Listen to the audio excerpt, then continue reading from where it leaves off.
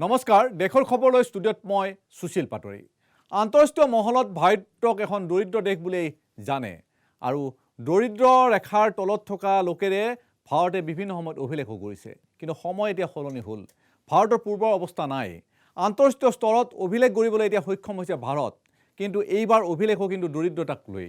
৭৫খন দেশৰ ভিতৰত দৰিদ্ৰতা নিৰ্মূলকৰণৰ অভিলেখ ৰচিছে এইবাৰ দেশে 10 বছৰত ভাৰতত দৰিদ্ৰমুক্ত হৈছে ২৭.৩ কোটি লোক শুনিব আচৰিত কিন্তু ২৭.৩ কোটি লোক ভাৰতৰ পৰা দৰিদ্ৰতা নিৰ্মূল হৈছে ৰাষ্ট্ৰসংঘৰ উন্নয়ন আঁচনি OPHৰ আইৰ প্ৰতিবেদনত প্ৰকাশ হৈছে বিশেষ তথ্য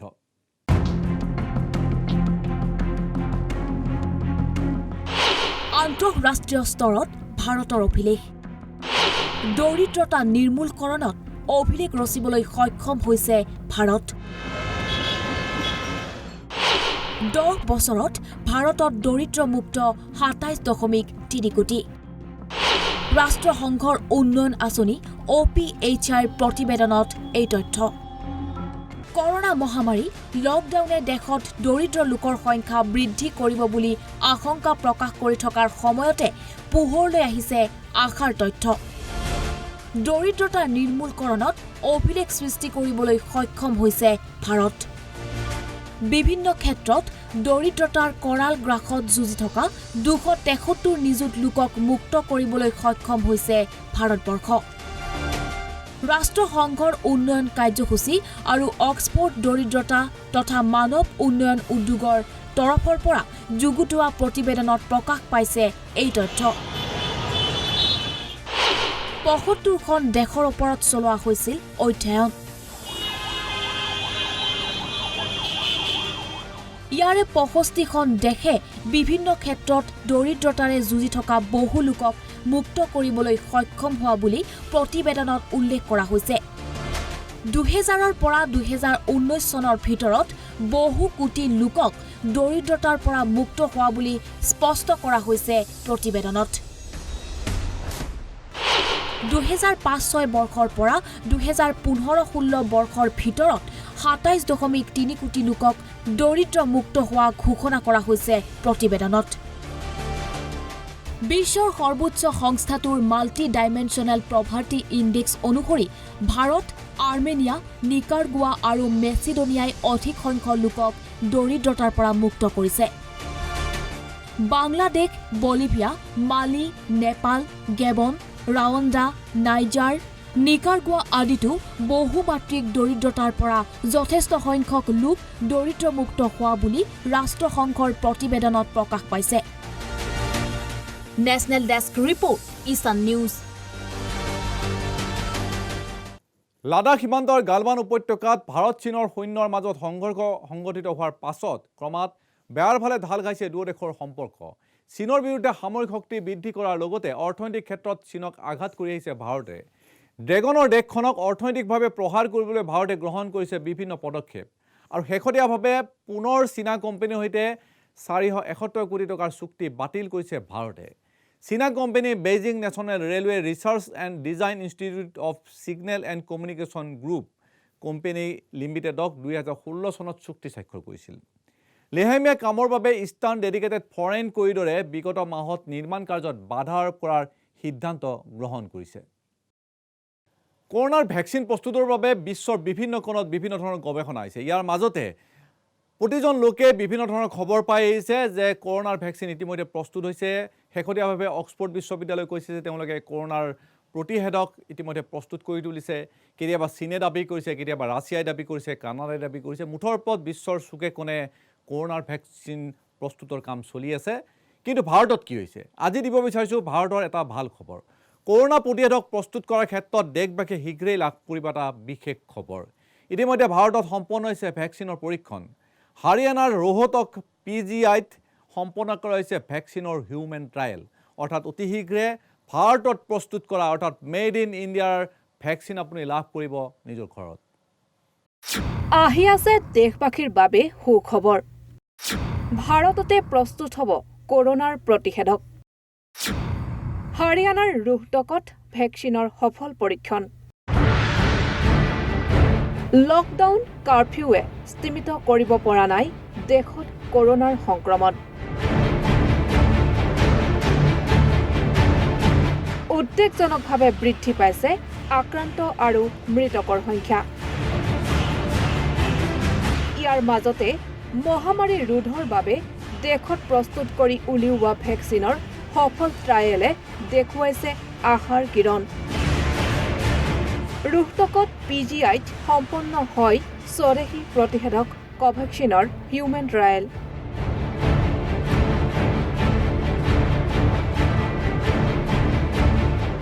তিনিগৰাকী স্বেচ্ছাসেৱকৰ শৰীৰত কৰা হয় এই ট্ৰায়েল। 3 ঘণ্টালৈ পৰ্যবেক্ষণত ৰখা হয় লোককেইজনক। 14 দিনৰ পিছত পুনৰ দিয়া হ'ব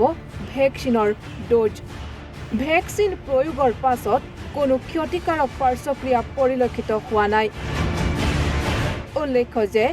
ICMR আৰু ভাৰত বায়'টেকে যুটীয়াভাৱে প্ৰস্তুত কৰিছিল কোভেক্সিন। ভাৰত বায়'টেক কোম্পানীয়ে 12খন চিকিৎসালয়ৰ 1120 গৰাকী লোকক নিৰ্বাচিত কৰিছিল ভেকচিনৰ ট্ৰায়েলৰ বাবে। হিউমেন ট্ৰায়েলৰ পাছত কৰ্তৃপক্ষই সংবাদমেলৰ যোগেদি সবিশেষ তথ্য প্ৰকাশ কৰে। आज हम सबके लिए हरियाणा में और पूरे देश में ये एक बहुत अच्छी खबर है कि एक कोविड की बीमारी जिसके लिए कोई रोकथाम के लिए अभी तक कोई वैक्सीन नहीं बना है, उसके लिए भारत में भी इसकी शुरुआत हो गई है। और शुरू में अभी 3 संस्थानों के अंदर इसका ह्यूमन ट्रायल शुरू हो गया है, जिनमें PGIMS रोहतक एक है। आज हमने 3 सब्जेक्ट्स को ह्यूमन ट्रायल के लिए एनरोलमेंट किया है और शुरू में ये जांच किया गया कि उन्होंने इस वैक्सीन को बहुत अच्छे से टॉलरेट किया है और उनके अंदर कोई भी इसका एडवर्स इफेक्ट नहीं आया। और ये शुरू में जो रिज़ल्ट आए हैं इससे एनकरेज होकर आज हमने 10 पेशेंट्स का और भी कोविड टेस्ट किया है और बाकी भी जांच की है। अगर उनका रिज़ल्ट भी हमें ठीक मिलता है तो ये कल कुछ और पेशेंट एनरोल किए जाएंगे। আনহাতে হাৰিয়ানাৰ স্বাস্থ্যমন্ত্ৰী অনিল বিজেও এই সন্দৰ্ভত টুইট কৰিছে।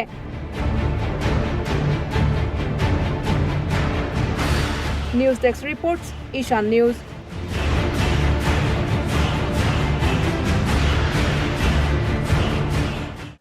সমগ্ৰ দেশত এতিয়া অব্যাহত আছে চীনা কোম্পানীৰ চীনা সামগ্ৰী বিৰোধিতাৰ শ্লোগান। ইয়াৰ মাজত ই-কমাৰ্চ ছাইট এমাজনে গ্ৰহণ কৰিছে বৃহৎ সিদ্ধান্ত। এতিয়াৰ পৰা এমাজনৰ সকলো সামগ্ৰীতে উল্লেখ থাকিব কাণ্ট্ৰি অফ অৰিজিন, অৰ্থাৎ কোম্পানীবোৰে নিজৰ উৎপাদিত সামগ্ৰী বিক্ৰী কৰিবলৈ সামগ্ৰীৰ লগতে উল্লেখ কৰিব লাগিব ক'ত প্ৰস্তুত কৰা হৈছে সামগ্ৰীবিধ।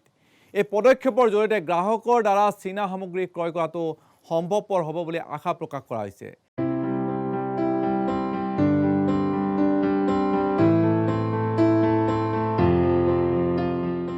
এমাজনত উপলব্ধ সকলো কোম্পানীয়ে 10 আগষ্টলৈ কাণ্ট্ৰি অফ অৰিজিন সম্পৰ্কে তথ্য দিবলৈ নিৰ্দেশ দিছে। লগতে সকিয়নি প্ৰদান কৰিছে যে বিক্ৰী কৰা সামগ্ৰীবোৰৰ উপযুক্ত তথ্য লাভ নকৰিলে এমাজন ছাইটৰ পৰা আঁতৰাই দিয়া হ'ব কোম্পানীটো। ইতিমধ্যে ভাৰতবৰ্ষই এই সিদ্ধান্ত বহু পূৰ্বতে লৈছে। ভাৰত চৰকাৰ ইতিমধ্যে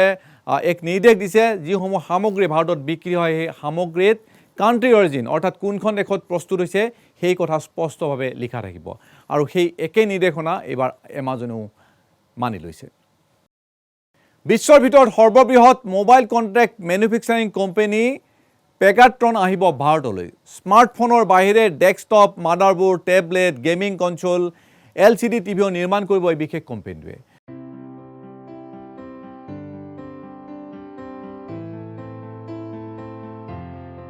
টাইৱানৰ এই কোম্পানীটো এপলৰ সহযোগী নিৰ্মাতা। এপলৰ নিৰ্দেশত এই কোম্পানীয়ে বিশ্বৰ বিভিন্ন প্ৰান্তত প্লাণ্ট স্থাপন কৰে। ভাৰতত প্ৰথমবাৰৰ বাবে কোম্পানীটোৱে স্থাপন কৰিব এই প্লাণ্ট। এতিয়াৰ পৰা ভাৰতত এপল ফোন নিৰ্মাণ কৰি ফোনৰ আমদানি কৰিব কোম্পানীটোৱে। 2018-19 বৰ্ষত চীনত সৰ্বাধিক বিনিয়োগ কৰিছিল চীনে, কিন্তু চীনৰ আগ্ৰাসী নীতিৰ বাবে কোম্পানীটোৱে চীনৰ পৰিৱৰ্তে অন্য দেশত ব্যৱহাৰৰ বাবে আগ্ৰহ প্ৰকাশ কৰিছে। আৰু নিশ্চয়কৈ এই সিদ্ধান্তই ভাৰতবাসীক বিশেষভাৱে উপকৃত কৰিব, চাকৰি ওলাব, নিয়োগ বাঢ়িব। কৰোনাত আক্ৰান্ত হৈ যিসকল লোকৰ মৃত্যু হৈছে সেই লোকসকলৰ সৎকাৰক লৈ প্ৰতিখন দেশৰ প্ৰতিটো স্থানত বিভিন্ন ধৰণৰ অশান্তিৰ সৃষ্টি হয়। কাৰণ একাংশ লোকে এই মৃতকৰ সৎকাৰৰ ক্ষেত্ৰত বহু বাধা দিয়া দেখা যায়। সেই দৃশ্য আপুনি আপোনাৰ গুৱাহাটীতো দেখিছে নাইবা অসমৰ বিভিন্ন স্থানত দেখিছে কিন্তু এক ব্যতিক্ৰমী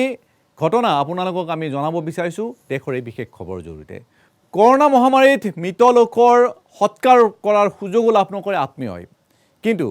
দিল্লীত কৰোনাত মৃত লোকৰ সৎকাৰৰ বাবে শ্বহীদ ভগত সিং সেৱা দলে গ্ৰহণ কৰিছে বিশেষ পদক্ষেপ আৰু শ্বহীদ ভগত সিং সেৱা দলৰ এই পদক্ষেপৰ পাছত আপুনি নিশ্চয়কৈ ক'ব যে এক মহৎ কাম সাধিত হৈছে এই সংগঠনটোৱে কৰোনাত মৃত হোৱা লোকৰ সৎকাৰ কাৰ্য সম্পন্ন কৰিছে এটা দুটা নহয় বহু লোকৰ ইতিমধ্যে সৎকাৰ কাৰ্য সম্পন্ন কৰিলে এই মহৎ অনুষ্ঠানটোৱে কৰোনা আক্ৰান্ত ৰোগীৰ অন্তিম যাত্ৰাৰ তেওঁলোক সাৰথি জীৱনৰ বিয়লি বেলাত সহায় আগবঢ়ায় তেওঁলোকে কৰোনাত মৃত্যু হোৱা লোকৰ শেষকৃত্য সম্পন্নত সমস্যাৰ সন্মুখীন হ'বলগীয়া হয় আত্মীয় স্বজন বঞ্চিত হয় মৃত লোকৰ অন্তিম সংস্কাৰৰ পৰা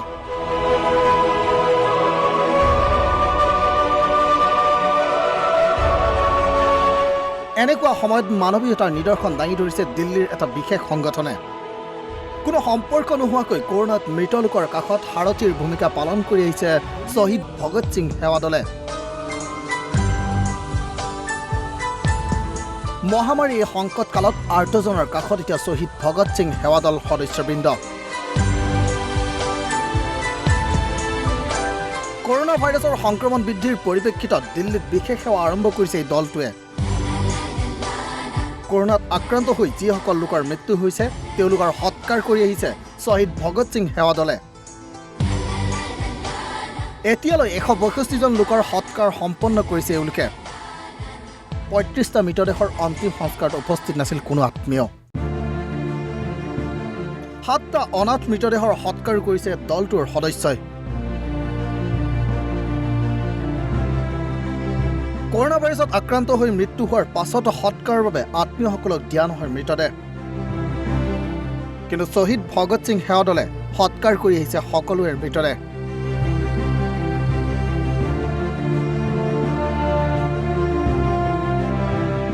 দলটোৰ সংস্থাপক জিতেন্দ্ৰ সিং সন্তি কিছুদিন পূৰ্বে জিতেন্দ্ৰ সিং সন্তিৰ লগতে পৰিয়ালৰ সদস্য আক্ৰান্ত হয় কোভিডত आज दोस्तों सेवा करते करते जो मुझे लग रहा था कि वो हो सकता है वो आज हमारे साथ हुआ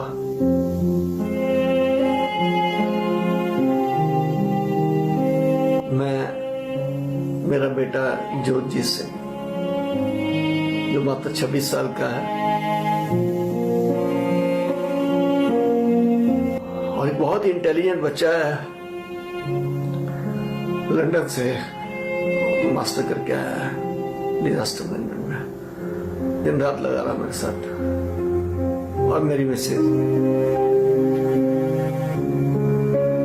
हम तीनों ने जब टेस्ट कराया तो हम उसमें पॉजिटिव आए हैं মনত দৃঢ় ইচ্ছা আৰু অদম্য আত্মবিশ্বাসৰ বাবে কৰোনাক পৰাজিত কৰিবলৈ সক্ষম হয় জিতেন্দ্ৰ সিং সন্তি এই কাৰ্যত এতিয়া দেশজুৰি চৰ্চা লাভ কৰিছে শ্বহীদ ভগত সিং সেৱা দল আৰু সংস্থাপক জিতেন্দ্ৰ সিং সন্তি নেশ্যনেল এক্স ইছান নিউজ